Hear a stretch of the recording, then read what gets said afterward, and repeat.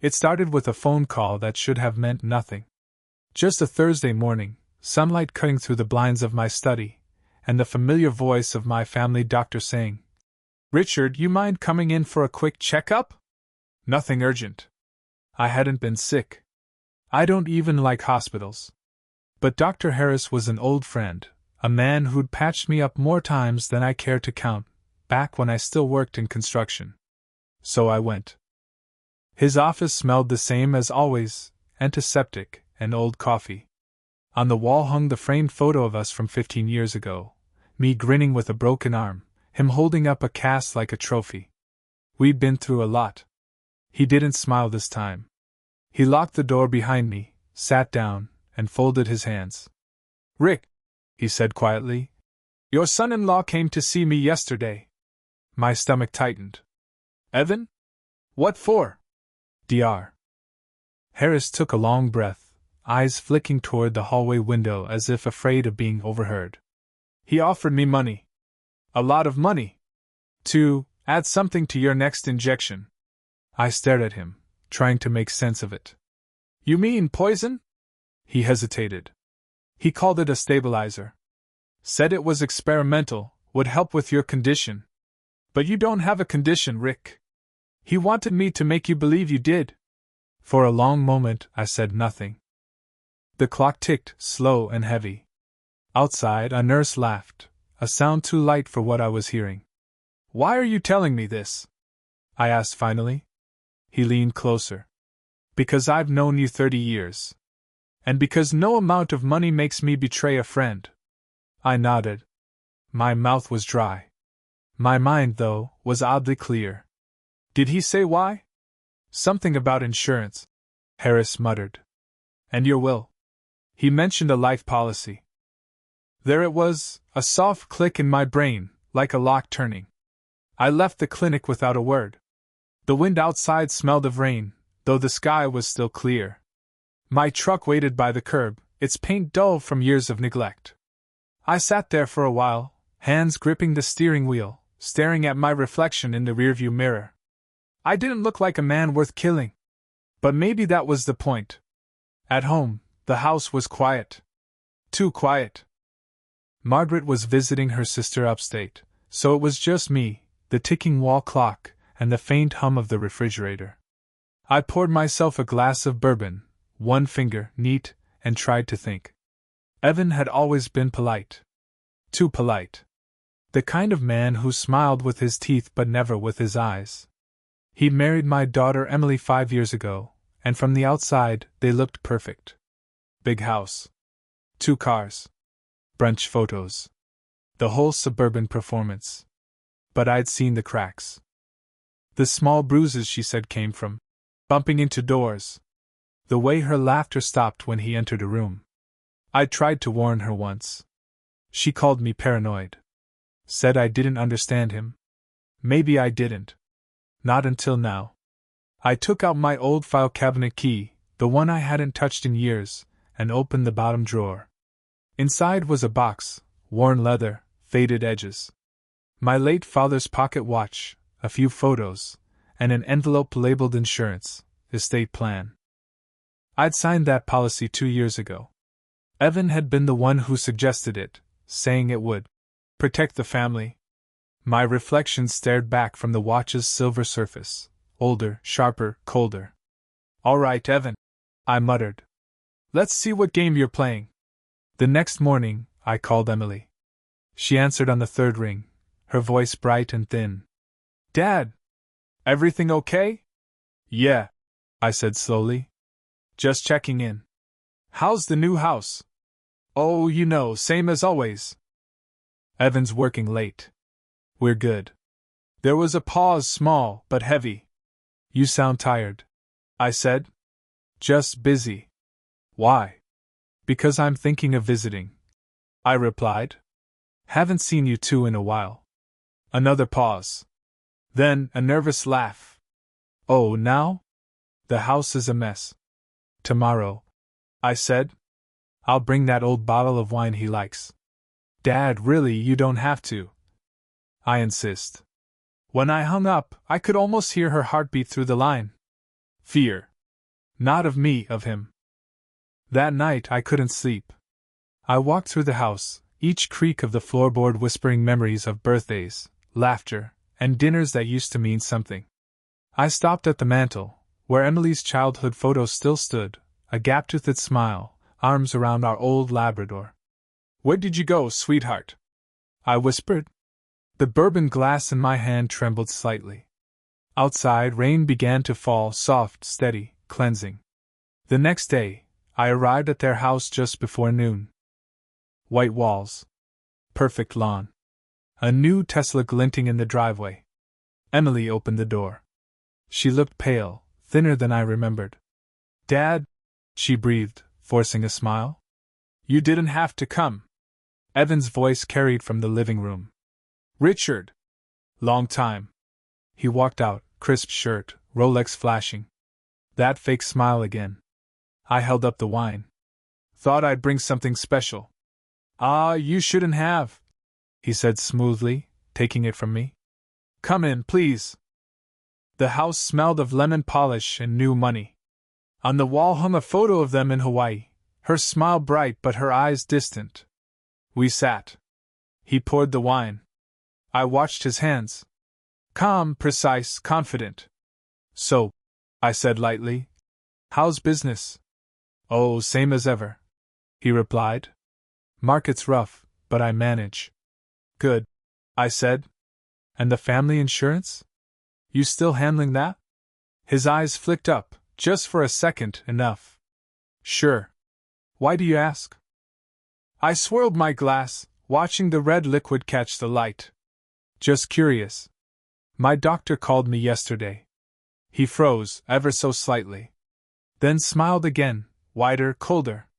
"Oh? Yeah," I said quietly. "He said someone offered him money to adjust my treatment." The silence that followed could have cut glass. Emily's face went white. Evan chuckled softly, shaking his head. "That's absurd." "Who would?"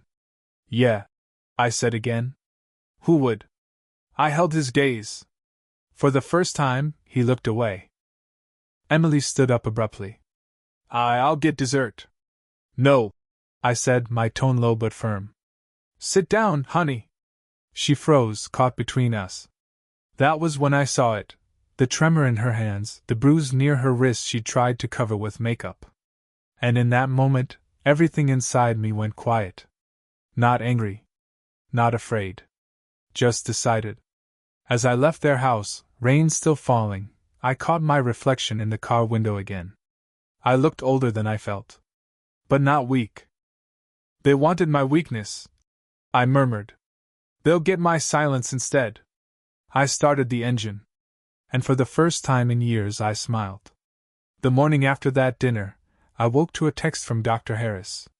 "Rick, need to see you. Urgent." The message was short, too short for him. I grabbed my jacket, keys, and drove through the drizzle, that gray light that makes the whole world look like it's holding its breath. When I walked into his office, he wasn't behind the desk. The nurse said he'd gone to the hospital downtown to handle an emergency. I waited in the hallway, but after 15 minutes, something felt off. His door, usually locked, was slightly open. Inside, the air was different. Heavy. There was an envelope on his desk with my name on it. I picked it up. Inside were 3 things: a printed email, a small flash drive, and a sticky note that said, "If anything happens to me, go to the police." My pulse slowed, not quickened. People always expect panic in moments like this. But what I felt was something colder. A quiet, methodical stillness. The email was from Evan's personal address. "Dr. Harris, I'll increase the offer to $50,000 if you can confirm he's taken the injection. Once it's done, you'll get the rest. Nobody needs to know." Attached was a document, a fake medical report listing me as having a degenerative neurological disorder. My supposed diagnosis date was 2 weeks from now. They were planning to announce my illness before I even had it. I pocketed the drive and the note. As I stepped back into the hall, my phone buzzed again, this time from an unknown number. A text message. "Stay out of it, old man. You're not as healthy as you think. No name. No signature. But I didn't need one. That night, I drove to Emily's house again, but I didn't knock. I parked across the street, lights off, and watched. Through the living room window, I saw Evan pacing with his phone in hand. His voice carried, sharp and impatient. I don't care what it costs, just make sure the old man doesn't back out. He's paranoid as hell. Then, quieter. No, she doesn't know anything. She thinks it's just life insurance. He turned toward the kitchen. Emily stood near the counter, arms crossed. Her lips moved. I couldn't hear, but I could read enough. What are you talking about, Evan? He grabbed her wrist. She flinched. I gripped the steering wheel so hard my knuckles cracked. I stayed there for an hour, watching shadows move across the blinds, the faint outline of two people whose marriage had turned into a war zone. When she finally came outside, it was past midnight. She walked quickly, head down, coat barely buttoned. I rolled the window down. Emily. She froze, startled. Then relief, and fear, flickered across her face. Dad? She whispered, glancing back at the house. What are you doing here? Get in, I said. Evan will. Get in. She hesitated only a second before sliding into the passenger seat. The rain started again, drumming on the windshield like an old clock ticking faster. We drove for a few blocks in silence. Then she said, He told me you're sick. I kept my eyes on the road. Do I look sick to you? She didn't answer. Her hands were shaking. He said Dr. Harris diagnosed you. That there's something wrong with your brain. He said you'd signed papers giving him power of attorney. I laughed once, dry and bitter. That's impressive, considering I'm the one who wrote my own will. She turned toward me, confusion and realization crashing together. Dad, what's going on? I pulled into an empty parking lot near the old diner where we used to get pancakes when she was little. The sign still flickered the same way it had 20 years ago. I handed her the printed email. She read it. Slowly. Then again. And when she looked up, tears streaked her face. He tried to. Yes. She covered her mouth. My God! I didn't say anything. For a while, all I could hear was the rain and her breathing. Then she whispered, He said he loved me. People like him don't love, I said quietly. They own. She turned away, staring at the neon reflection of the diner sign in the window. What do we do now? I looked at her, my little girl, all grown up and broken in ways I couldn't fix with a hug anymore. We wait, I said. We listen. And we let him think he's winning. The next morning, I got another call, this time, from the hospital. Dr. Harris had been in a car accident the previous night. No witnesses. The police called it unfortunate. I called it predictable. He was alive, but in critical condition. The envelope he'd left me suddenly felt heavier. At the hospital, a young detective was already there, taking notes, asking questions that went nowhere. I introduced myself. Richard Cole, I said, shaking his hand. I'm a friend. He nodded. You know if he had any enemies? I smiled thinly. He had one. And he's married to my daughter. The detective frowned. You're serious? Dead serious. He scribbled something in his notebook.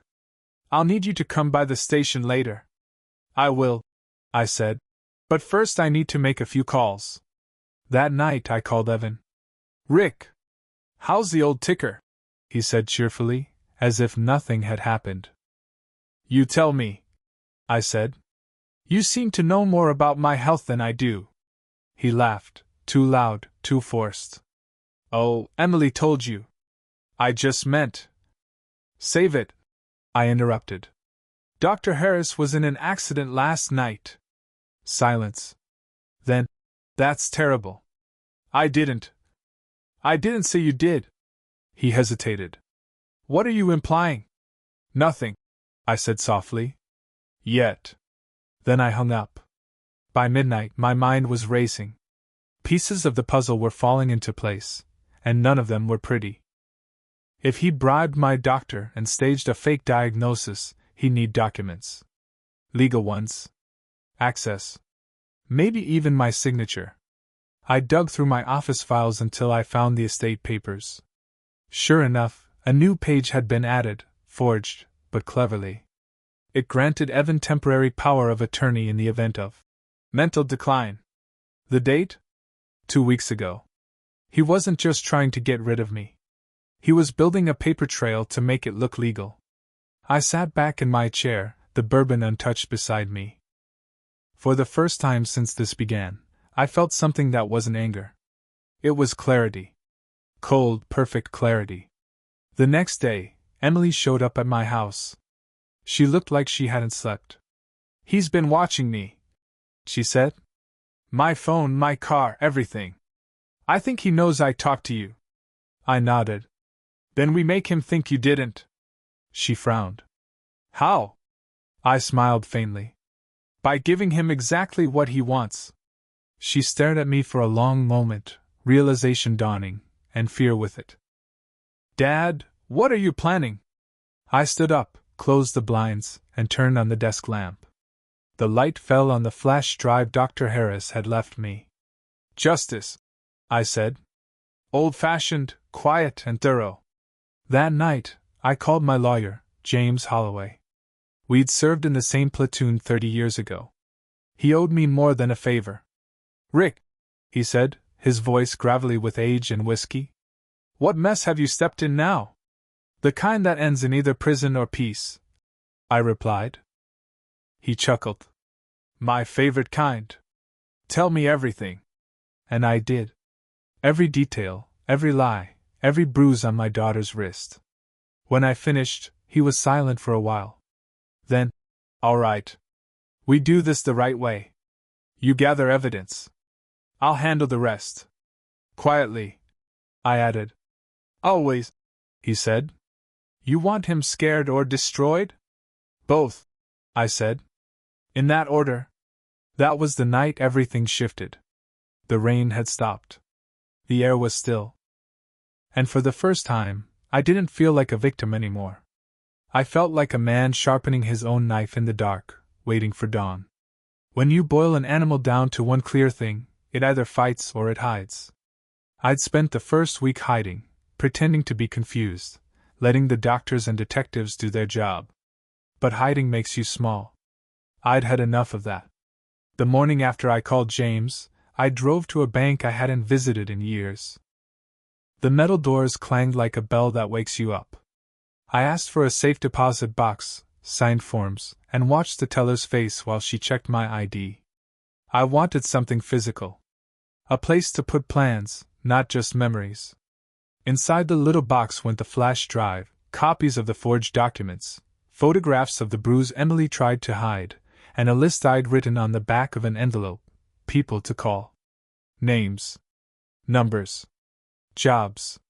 Short notes. Trust cash recording. First name, James Holloway. Second, a private investigator I'd met at a fishing tournament 10 years ago, Pete Morales. Third, Maria, Emily's old neighbor who'd always been nosy in the right ways. If you're wondering why I didn't call the police first, let me answer simply. The police move like glaciers. I needed speed, subtlety, and someone who could get into places the law couldn't without raising a federal eyebrow. That's what Pete did. He'd been in Vice for years before going private. He knew people who would talk for a price and people who would listen for less. I called Pete that afternoon. He picked up on the second ring. "Rick." "Long time." His voice had that city rasp, worn but useful. "I need eyes on a house," I said. "Discreet." "Sounds romantic," he snorted. "Who's the dame?" "No dame. My daughter and a man who's trying to burn her for a policy." I said the last part slow, letting it sit between us. There was a pause. "You got proof?" "Enough to start," I replied. "Meet me in 1 hour. Bring a camera. And don't tell anyone, not even James. We move in shadow." He laughed. Wouldn't have it any other way. We met in the parking lot behind a greasy spoon. Pete had sunglasses and a long coat despite the warmth. He flipped open a small notebook, nodded at the envelope I handed him, and said, "You want this handled clean. I can do clean." "But you didn't come to me for clean, did you?" "No," I said. "I came to you for correct." He smiled in a way that said he understood the difference. Back home, I called Emily and told her, truthfully, that I'd arranged for someone to check the house. She hated the idea of surveillance, hated the implications of distrust, but she also hated the idea that her life might be a slow theft. She agreed to cooperate, and I told her to keep repeating the story we wanted Evan to hear, that she believed she read the email wrong, that she thought we were overreacting, that she wanted calm. "Why lie?" she asked, voice raw. "Because sometimes the only way to make a rat show itself is to pretend you don't see the crumbs," I said. "We make him comfortable. He'll show us the tunnels." She was silent for a long time. Finally, "Okay. I'll do it. But Dad, be careful." "Always," I lied. Then I put the phone down and began to plan the parts of the operation that smelled of gasoline and steel instead of paper and ink. We started small. Pete planted a camera facing the driveway and logged visitors for 3 days. A man in a suit came twice that week, someone who had access to legal forms and the kind of polished hands that sign checks without blinking. James promised to line up handwriting experts and notaries to unmask the fraud. "You want the moral victory, or do you want to see him behind bars?" "Both," I said. "In that order?" He nodded. "Then play it smart. Keep Emily out of court for as long as possible. Let him act. Make sure we've got the receipts when he tries to close the account. There's a particular kind of pressure you feel when you start watching the people who have watched you. You find yourself noticing things you'd ignored for years, the way Evan's tie never quite matches his mood." A week went by with small hits. A payment flagged on Evan's account led Pete to a courier service. A voicemail from a shadow number led James to a paralegal who'd been paid to notarize a copy with forged credentials. Piece by tiny piece, their house of paperwork revealed its termites. But the important thing wasn't to move too fast. People who rush expose themselves. I needed Evan to feel secure. Let him believe his plan was working. Let him start counting his chickens. So we fed him a story. Emily, accidentally, left a copy of the forged email on the coffee table when Pete's camera was rolling. She made a point of calling Evan, loud enough for the mic to pick up, and saying, "I don't know why Dad is so strange lately. He's acting paranoid." She flirted with normalcy, laughed too loud at the dinner table, and let him see her reading old photos as if nostalgic instead of scared. Evan, of course, took the bait. Men like him only ever see the surface. They confuse noise for control. He began to relax. He stopped double-locking the garden gate. He started meeting the courier in the garage instead of outside. He asked fewer questions and made more assumptions. That's when we moved to the second stage.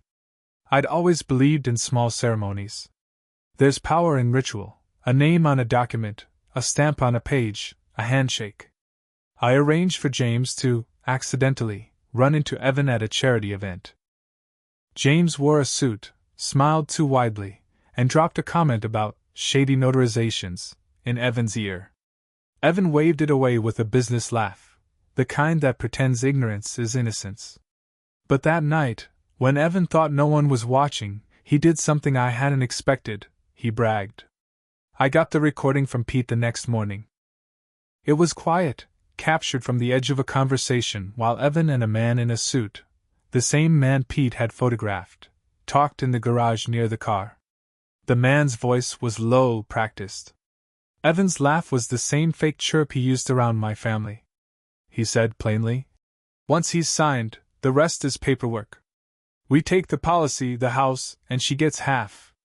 Easy." The man said nothing in response except a soft chuckle that sounded like a throat clearing. But it was the one line that did the most damage. "He won't see it coming. He still trusts Harris." I listened to that recording in my kitchen at dawn, sunlight like a bandage across the countertop. Emily sat at the table, her face white as the plate before her. She'd heard it too. "We have him," she whispered. "No," I said. "We'll have to make sure the world has him." That's the shift between being hurt and being dangerous. You stop wanting the hurt to be obvious, and you make it permanent. Not for spite, but so no one else can ever play that hand again. We started to arrange the traps that law and money like to use against men who think paper can prove love. James lined up a forgery specialist and a notary who owed him a favor. Pete planted small, believable evidence, a courier receipt with Evan's signature, a GPS ping that put him at a bank at the right time, a photo of the man in the suit handing an envelope to Dr. Harris in a parking lot. And then, because ego is a wonderful lever, I did something small and personal. I wrote a letter to Emily, a private thing that no lawyer would ever admit to, in which I told her exactly what I'd never said at dinner, that I knew she was tired, and I knew she had choices, and that if she wanted out I would make sure she could leave with dignity. I left the letter where she would find it, knowing it would prick at whatever conscience the facade hadn't yet crushed. She found it that night, and pressed it to her chest like a lifeline. There's a rhythm to planning revenge that's almost musical, slow in the bass, then building with percussion. You let them think they're winning while you stack the deck. And under all of that, quiet as a heartbeat, there was a single idea that guided me: justice, not cruelty. The more I watched, the less I wanted to destroy Emily's life in front of her. I wanted him exposed. I wanted the truth to be surgical and public, to cut through the lies and leave him with the dignity he'd stolen from no one but himself. That winter morning, as I stared down at the list in my hand in the flash drive in the bank, I felt something close to peace. Not the slap-happy kind. Not the oblivious variety. A hard, composed peace that followed a man who decided he would no longer be walked over. "Tomorrow," I told James on the phone, "we make a move." "Good," he said, voice even. "I've got a judge who owes me a favor." "And Pete?" I asked. "He's got a face that can't lie," James said. "We wait for him to slip." I put the phone down. Outside, the neighbor's dog barked once, then settled. Inside, in the quiet of my study, I poured a glass of bourbon and, for the first time in weeks, didn't drink it quickly. I let it sit. I let the plan sit. Then I closed my eyes and pictured the day when the paper would fall like dust around him, and nobody would be able to sweep the truth back into a corner. There's a moment in any well-run plan where all the pieces look like accidents. That's the art, to make calculated moves feel like coincidence. I'd learned to like the smell of careful things, the paper, the click of a lock, the faint mechanical whir of a camera catching a lie. Pete's pictures started to make a map. The courier who handled the forged notarizations met in a back lot behind a bakery. The man in the suit drove a charcoal sedan with a scraped bumper. The paralegal used a P.O. box downtown. Small, stupid details, the sort that get overlooked by men who think only in numbers. But the law loves details. So do I. James and I set a schedule. We'd let Evan think he controlled the timeline. He liked to feel he had time. So we built a false one around him, a staged diagnosis, date, an emergency meeting to transfer documents, and a fake press release about my supposed condition that never left a printer but left enough breadcrumbs in the right inboxes. We fed crumbs to the right people and made sure those crumbs were visible. Emily's role was fragile. I couldn't drag her into the courtroom glare, she'd already paid too much. Instead, she became our face of complacency, the woman who laughed too loud at a joke she didn't find funny, who signed forms with the wrong pen when Evan asked her to, who hugged him at parties and let rumors of her slow acceptance leak to the neighborhood. She hated it when we asked her to act weak. She hated the small lies she had to tell. But she hated being owned more. There's a calculus that shifts priorities. Survival wins. Pete started leaving small, almost innocent items in places where Evan would find them. A business card with the courier's number slipped under Evan's windshield wiper. A receipt for an overnight envelope placed conspicuously on the kitchen counter. Pete's camera caught Evan's face the first 2 times he opened the packet: curiosity, greed, the cocky certainty of a man convinced he could buy the future. Those images were gold. They showed his hands, the angle of his shoulder, the quickness of his breath when he read numbers he liked. Meanwhile, James was working paperwork that could make a godless man sweat. He put together a chain of custody for everything: receipts, calls, IP logs, notarizations. He found a forensic document examiner who had worked for the state once and owed James for digging him out of a bad mortgage years ago. That man's handwriting report would be surgical. I also did something else, something quieter. I started to rebuild the small fortress of my life. I installed a new phone line under a different name. I changed the lock on the study and put a noise sensor in the hallway. I sent an anonymous tip, carefully, legally, to a local health insurance investigator, who, unsurprisingly, took interest in irregular claims flagged by our planted leak. When men build empires on fraud, insurance people smell the decay. They come poking, and they bring subpoenas.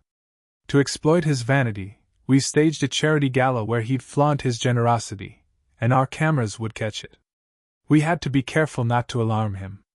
So our provocations were small and seductive, like sugar in tea. A friendly email from a concerned neighbor about a potential family relocation. A notice about a routine audit, the kind of bureaucratic paper that usually sends men into a mild panic. Men like Evan misread panic as an opportunity to act quickly and carelessly. Then came the courier pickup we'd been waiting for. The camera caught the license plate. The recorder snagged the soft chuckle that matched the voice on the recording we'd captured earlier. Pete came back to my place with the footage and a grin that said this was finally getting fun. "Now what?" he asked, dropping the camera on my kitchen table like it was evidence and not proof of pain. "Now we wait," I told him. "We let the envelope circulate. Then, softer.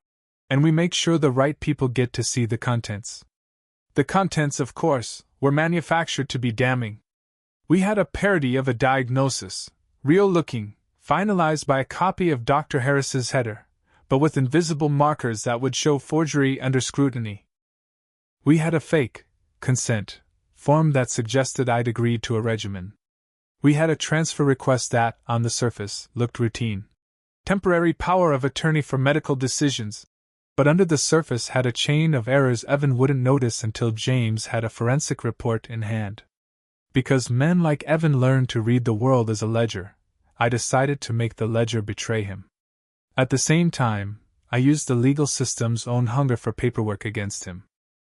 James quietly arranged for subpoenas to be ready the moment we could present probable cause. He'd coordinated with a prosecutor he knew, a woman who hated fraud almost as much as she hated smug men. She agreed to keep her office ready. "Bring me a photograph of the courier, the recording, and the forged notarizations," she said.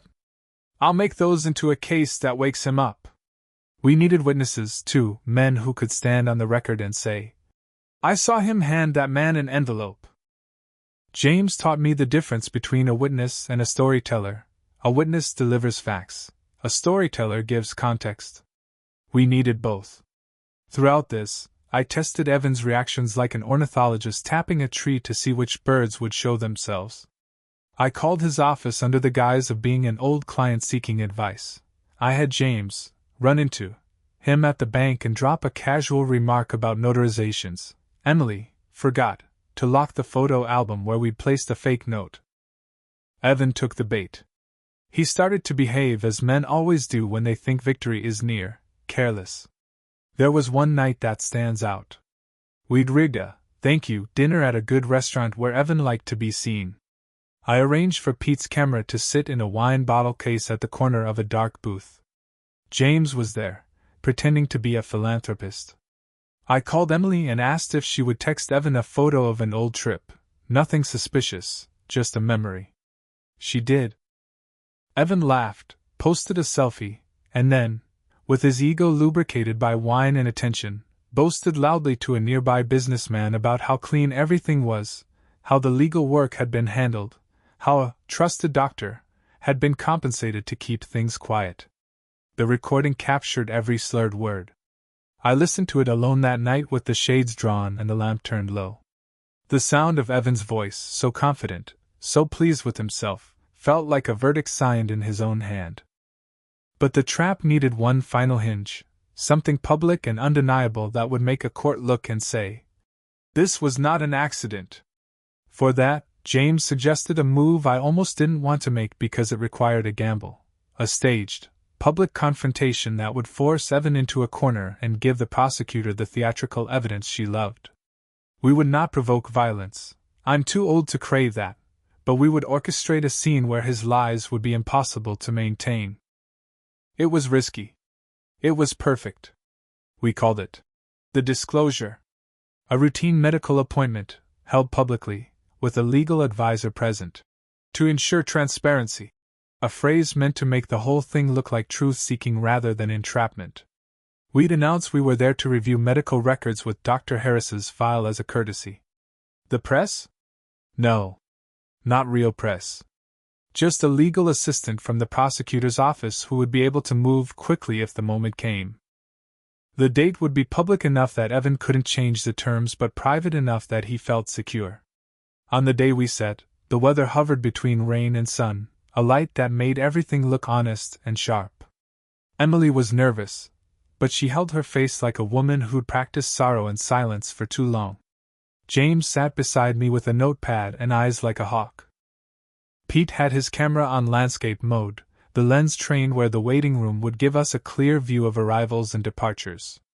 Evan arrived with a man I'd come to know by his gait, the suit, the scraped bumper, a smile that hid teeth. He walked in as if it were his home, full of entitlement. He bowed for no reason and asked for coffee. He didn't see the prosecutor's assistant slip into the corner. He didn't notice the way the receptionist's eyes tracked his hand as he stuffed an envelope into his jacket. We scheduled the meeting for 2 p.m. I took my seat and watched him approach, smiling like a man who'd already cashed the check life had written for him. He stopped when he saw me. For the first time in months, his composure broke. The smile faltered, then returned, a mask made too thin by the heat of the moment. "Richard," he said, syrupy. "Good to see you." "You too," I said, voice like cloth over steel. "I'm here to make sure everything's in order." Everything in that moment felt small and precise, a clock waiting to strike. He didn't know the final part of the plan yet. He didn't know how public the world would become, how precise the documents we'd assembled would be. He didn't know the prosecutor had 2 subpoenas in her pocket, and that James had a handwriting expert on a plane. He smiled again, more convincingly this time. He was about to discover the cost of that smile. They taught us in the platoon that timing is everything. Not the flashy kind, the kind that looks accidental when it happens, like a hinge that finally gives. After weeks of small irritations, planted receipts, and staged comforts, the hinge was primed. The disclosure had been set for 2 in the afternoon in the clinic conference room, a small, sunlit space with a long oak table and blinds that made everything look honest. I sat at one end, James at my right, Emily to my left. Pete's camera was tucked into a cheap plant in the corner, its lens peeking out like a watchful eye. Evan came in with the man in the suit, posture polished, handshake practiced. He carried himself as a man who believed his own press releases. He took the seat opposite mine and smiled like a man who expected applause.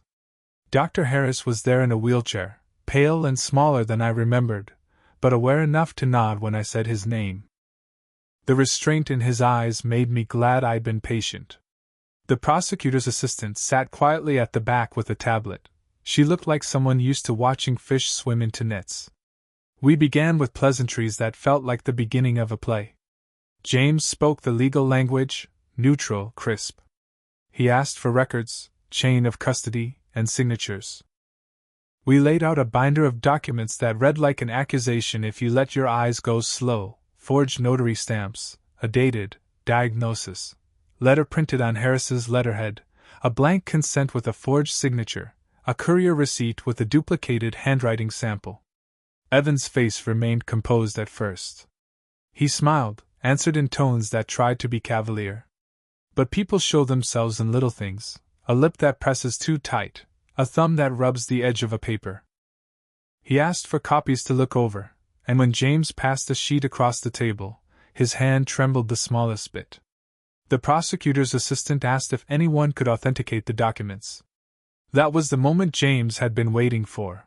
He slid a folder to the assistant with notations and a contact number for the forensic examiner. He mentioned casually that Dr. Harris had been involved in the case as a primary witness. "You contacted him?" Evan asked, voice thin. "We did," I said. My voice was not loud. Calm does damage on its own. "Because he's been concerned about a strange offer." Evan smiled in a way that wanted to shrink the room. "This is ridiculous. I've done nothing wrong. We were trying to, this is all ridiculous." He looked at Emily with a pleading that did not reach his eyes. She hugged her arms around herself and blinked.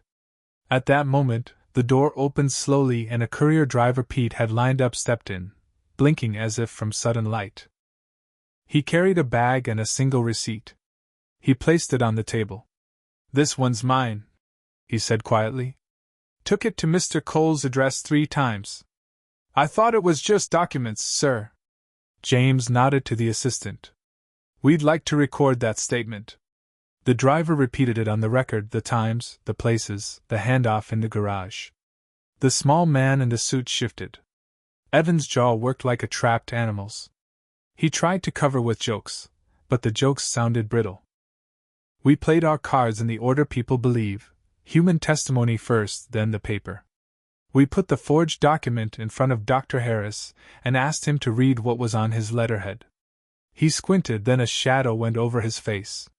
"This isn't mine," he said slowly.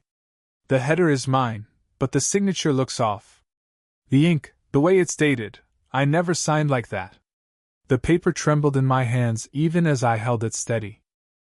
There's a sound a man makes when a lie collapses under the weight of evidence. Not a shout, not a cry, but a small, involuntary intake of breath. Evan made that sound. He covered it quickly with a tough grin. "That's impossible," he said. "I paid for this to be handled discreetly. If there's a mistake—" "Handled discreetly?" James interrupted softly. "Is that how you describe bribing a doctor?" Evan's color went from confident to the color of paper. He swallowed. Around us, chairs scraped, the air thickened. The assistant tapped the tablet and a recorded conversation played, the one Pete had collected in the garage. Evan's voice filled the room, bragging, arranging, using "we," as if he were signing over my life like a ledger entry. The sound of his laughter echoed in the small conference room, and for the first time I noticed the exact timbre of a man who'd been practicing winning. Emily put her head in her hands. She was crying in a way that had nothing to do with melodrama. It was the pure, exhausted sound of someone whose life had been bargained away in secret. Evan stood up then, indignation first, then anger. "This is entrapment," he spat. "You people, you set me up." He looked like a man who'd been dropped into a nightmare wearing someone else's shoes. "No," James said. "You forged a document. You tried to bribe a physician. There are receipts and witnesses who can place you with the courier. The forensic examiner will tell you the signature is not your wife's or mine. The ink will date you. You can argue entrapment to the judge, but entrapment is an action by the government. This was organized by you." Evan's mouth moved, calling lawyers and threats and promises. He reached into his coat, fingers closing around something. Everyone leaned in without planning to. For a terrible second I thought he might try to flee or worse. He pulled out an envelope, the same kind we'd been watching him hand off in the recordings, and slapped it onto the table like it was the proof that would clear him. Pete's camera caught his hand, the tremor now obvious. "You don't understand," Evan said. "This was necessary. For the family." "For the family?" I repeated. "By forging my consent and paying a doctor? You don't know what you're—" "I know enough," I said. "I know you were willing to sign my life away to get what you wanted. I know you counted on people being polite and not looking closely. I know you wanted to look like a savior while you were stealing." He opened his mouth, and then James spoke a name. The name of the man in the suit, the connector who provided the forged notarizations. The man's eyes widened like a rabbit's in headlights. James slid another piece of paper forward and the courier read the header aloud. The registered receipt showed a signature that matched an earlier forgery. The forensic examiner, we'd asked her to be on call, joined the call remotely and told the room the phrasing she'd noticed, certain letter forms, the pressure marks, the microscopic inconsistencies. "It's not genuine," she said. "And we can prove it." Evan's face unstitched. He started to babble names of people who hadn't been involved, tried to pin blame on consultants, on clerks, on anyone but himself. The prosecutor's assistant smiled a small, sharp smile and said, "Mr. Cole, we can take this to a grand jury. You can give your explanation under oath." Whatever bravado he'd worn at the charity dinners dissolved into a raw, naked scramble. He lunged for the narrative he'd always used, that he'd been protecting his wife, making choices for the family's future. It was a story that had convinced him. It had not convinced a room full of documents, witnesses, and a doctor whose life had almost been ruined. The clincher was a call James placed shortly after the recording played. He put the man in the suit on speaker. The man, polished, smooth, sounded for a moment like the businessman he pretended to be. Then James asked a series of seemingly dull, procedural questions. In his voice you could hear the net tightening. The man hesitated, stammered, and then, trying to save a few palms of dignity, he took the fall.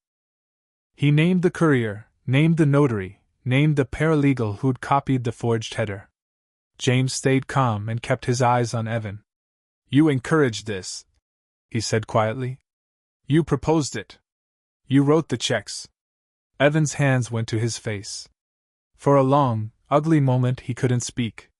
The room was full of the sound of breathing and the shuffling of papers. The prosecutor leaned forward and said, "Mr. Cole, we will begin an investigation immediately.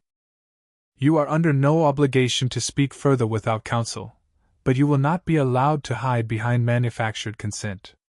We will request an emergency freeze on any transfers related to this estate until we can authenticate documents." That was the sound of a life beginning to unravel, the polite, bureaucratic machinery of law stepping in where men had thought money would do the job. Evan's face crumpled. He looked at Emily, imploring, as if she could perform the miracle of forgiveness and absolution on the spot. She looked at him with something that used to be love but had turned to ash. "I thought you loved me," she said very softly. That was the most damning sentence in the room. Not because it was legal proof, but because it was the truth that revealed motive. He stood up abruptly and fled, coat flapping, the suit man following. The courier left soon after, shoulders hunched like someone who'd been told the joke wasn't funny. The door closed and the silence that followed was heavier than any shout. We sat there for a long time, breathing and waiting for the next step the system would take. The prosecutor's assistant gathered the documents and left with a promise: subpoenas, interviews, and emergency filings. James placed a hand on my shoulder in a gesture that said the war had begun in a courtroom, and that he would be the one to march it forward. Outside the clinic, rain had started again, slow, insistent. I watched Evan's taillights disappear down the street. I felt nothing like triumph. I felt an odd, exhausted relief, like someone who's been carrying a heavy sack and finally set it down. Emily leaned her head on my shoulder. "Did you see him?" she whispered. "I saw enough," I said. "He showed himself." She kissed the back of my hand, quick, desperate, grateful. There's power in little gestures like that. They don't make the world right, but they remind you why you keep fighting. The next weeks were procedural and slow in the public sense, but furious and meticulous behind the scenes. Grand juries moved, subpoenas flew, and our chain of custody grew thick and impenetrable. James worked with prosecutors who loved the neatness of paper and the humiliation of men who thought they could buy outcomes. Pete quietly coaxed more witnesses to speak. The forensic examiner's report came back with a sting, several signatures that matched the forgeries, patterns consistent with copied letterheads, and ink dating inconsistent with the supposed dates. The courier confirmed the deliveries. Dr. Harris regained a little strength and gave statements that read like a man who'd been nearly bought, and then strong enough to say no. Evan tried to run a few press-friendly narratives. That he'd been set up, that he loved Emily, and would never harm her. But the press is a poor surgeon when the incision is honest. The story read like a cautionary tale about greed and the kinds of men who mistake paperwork for love. One night, after a long day at the county office, Emily and I sat in the kitchen while the kettle boiled. She took my hand and said, "What now?" "No," I said. "We make sure the thing that got him power can't be used again." I wasn't thinking about revenge as cruelty so much as revenge as correction, a lesson for anyone who thought other people were assets. We filed suit to cancel the forged documents. We made sure that the insurance company froze any payouts pending investigation. We contested any sudden transfers. The legal house of cards folded neatly, quietly, and in public. Men who trade in confidence and dark ledgers discover the law likes nothing better than to use their own arithmetic against them. In court, there's a moment that always feels theatrical, the second the judge bangs the gavel and calls for order. For Evan, the gavel sounded like the end of a performance he thought he controlled. He sat there, face slack, as witnesses told the story in small, plain details: the courier's route, the scheduling of meetings, the whisper of cash. By the time the judge read out the temporary restraining orders and freezes, Evan's world had narrowed to a few square feet of bench and a lawyer's whispered list of defenses. When the case moved to a preliminary hearing, the forensic report was the nail that fit the hammer. The prosecutor laid it out: letter forms, ink analysis, the courier's statement, and the judge looked at Evan as if at a man who'd misread the world. "Mr. Cole," the judge said, "you will remain under investigation. Your assets will be frozen until we can determine the full extent of these transactions." Evan's shoulders shook. I didn't celebrate. I felt something more complicated, the relief that comes from seeing the scales tip the right way, the kind of satisfaction that isn't noisy.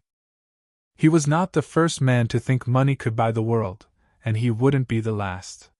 But for the moment, the ledger that once read in his favor read now like an indictment. The social chairs he'd been polishing no longer wanted him near the table. After the hearing, Emily and I walked home under a sky relieved of rain. She squeezed my hand. "Thank you," she said. It was an old, human gratitude that had nothing to do with courts. It was because I'd put my life on the line to tell the truth in a world that sometimes prefers a quiet lie. I had something else then, too, a private knowledge that when a man tries to buy a life that isn't his, the currency of the world has a way of correcting the accounts. The law was slow but deliberate. We had made the work of correction surgical. That night, as I sat alone with my bourbon and the quiet house, I felt that the worst of it had not been the danger to my body but the theft of trust. It's one thing to lose money, it's another to have someone you let into your life attempt to convert your love into a ledger entry. I turned the glass in my hand and thought of small, stubborn things: a pocket watch my father had given me, Emily's early drawings pinned to the fridge. I felt less like a man bent on ruin and more like a man who'd closed a door he never should have allowed to open. When the calls from the prosecutor came, they were clinical and efficient. The man in the suit accepted a plea on a lesser charge and started giving names. The courier cooperated. The paralegal confessed in exchange for leniency.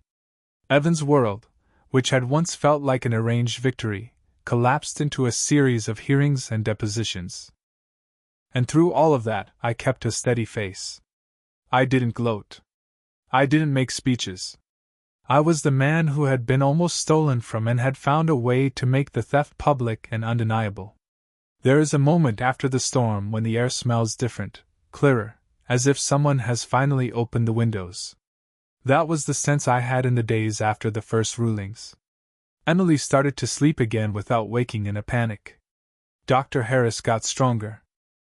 The little rituals of our lives, the coffee, the dog-eared book on the nightstand, began to reassert themselves like small flags of normalcy. I didn't feel lighter because revenge had been served. I felt a kind of tired righteousness, as if scales had been set back to level. And yet, even with the victory, there was a cost.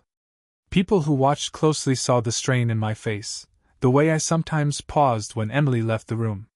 Revenge isn't a bomb. It's a correction, a tool used to reshape a wound into a scar that keeps you from being injured the same way again. On the day the judge signed the temporary orders, I walked out of the courthouse with Emily at my side. Photographers lingered, but they captured only the outer frame of our lives, a father and daughter who had been through an ugly fight and come out bruised but upright. They didn't catch the quiet meetings, the phone calls at midnight, the private confession of fear I'd never voiced. Evan's car was still in the parking lot when we left. He sat behind the wheel for a long time, head in his hands. He'd lost more than money. The thing he most wanted, the illusion of control, had been taken. It's strange to watch a person trade power for silence, and then watch the silence swallow them. That was the end of the execution phase. The law had done its work. Our evidence had been surgical, public, and thorough. The man who tried to buy my life had learned that there are some things the ledger cannot account for. I lit no fires. I took no trophies.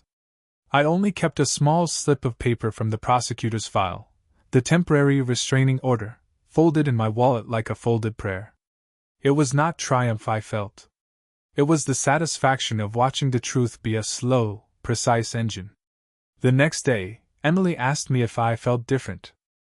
I thought about it and said, yes. Different.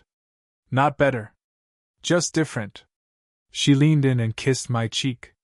It's enough, she said. For now, it was enough. You expect satisfaction to arrive like a fanfare, but it comes quiet, closer to a sigh.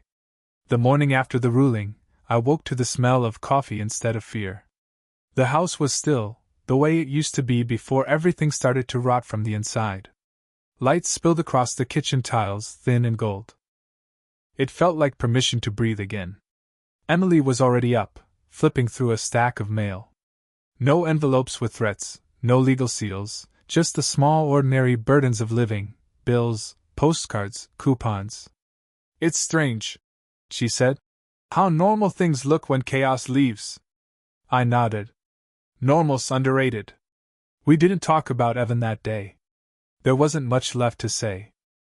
The prosecutor would grind the gears, the lawyers would drain what was left of his money, and the newspapers would move on to fresher scandals. The damage was done, the correction applied. It didn't need applause. That afternoon, I drove to the lake. I hadn't been there in years. The same bench, the same crooked pier. I sat with a sandwich and watched two kids skip stones.